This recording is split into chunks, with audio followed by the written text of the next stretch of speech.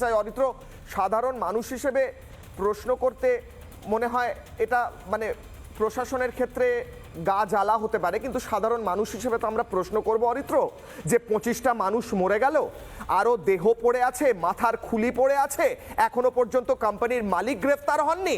কোম্পানির মালিক শুভেন্দু অধিকারী বলছেন পায়ে পা মিলিয়ে ঘোরেন বলে মমতা বন্দ্যোপাধ্যায়ের সঙ্গে, তার দোষ দেখা যায় না, তার দুর্নীতি দেখা যায় না, মৃত্যুকূপ তৈরি করলেও তাকে ধরা হয় না। অরিত্র, দেখুন, 2-3 দিন আগে একটি খবরের কাগজে একটা রিপোর্ট পড়ে আমি খুব কষ্ট পেয়েছিলাম একজন মানুষ হিসেবে। সেখানে লেখা হচ্ছে যে মেদিনীপুর থেকে একটি 10 বছরের মেয়ে, তাকে নিয়ে আসা হয়েছে, সে পুলিশ স্টেশনে ঘন্টার পর ঘন্টা বসে আছে। তার নাম আমি করছি না সিকিউরিটি রিজনের জন্যে। কেন তাকে নিয়ে আসা হয়েছে, তার কারণ হচ্ছে যে তার বাবা ক্ষতবিক্ষত হয়ে গিয়েছেন ওই অগ্নিকাণ্ডে, এবং তার বাবার দেহ শনাক্তকরণ করবার জন্যে তার দিদা অর্থাৎ বাবার যে মা, তার ডিএনএ স্যাম্পেল জোগাড় করার কথা ছিল। আদালত সেই নির্দেশ দিয়েছিল, কিন্তু মা এতটাই শোকে পাথর হয়ে গেছেন যে মায়ের পক্ষে আসা সম্ভব হয়নি। তাই অগত্যা জজ সাহেবের নির্দেশে 10 বছরের মেয়েকে নিয়ে আসা হয়েছে ডিএনএ স্যাম্পেল নেওয়ার জন্য।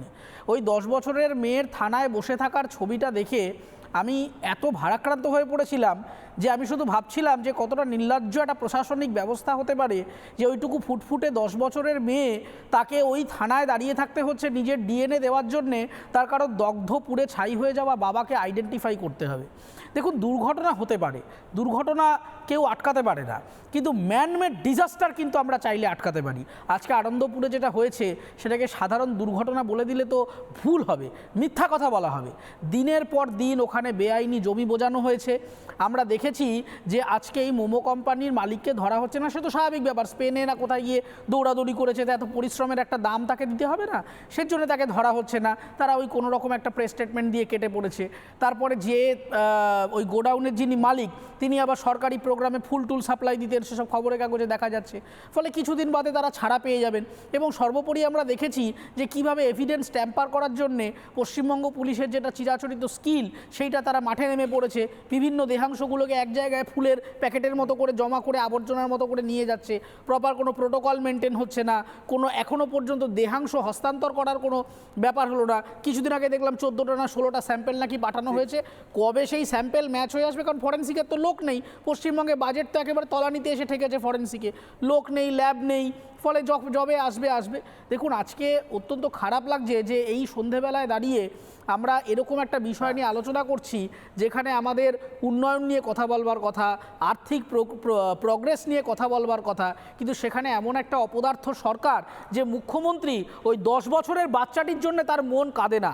কতটা নিষ্ঠুর পাষাণ হলে একটা মানুষের মন, যে এত ঘন্টা এত দিন হয়ে গেল মুখ্যমন্ত্রী একটা শব্দ মুখ থেকে বার করলেন না।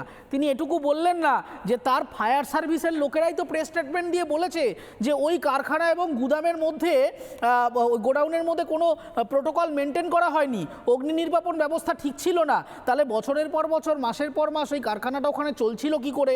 কারা তাহলে কাজ করছিল? আজকে শ্রমমন্ত্রী, তার টিকি খুঁজে পাওয়া যাচ্ছে না। পরিবেশ মন্ত্রী, তার টিকি খুঁজে পাওয়া যাচ্ছে না।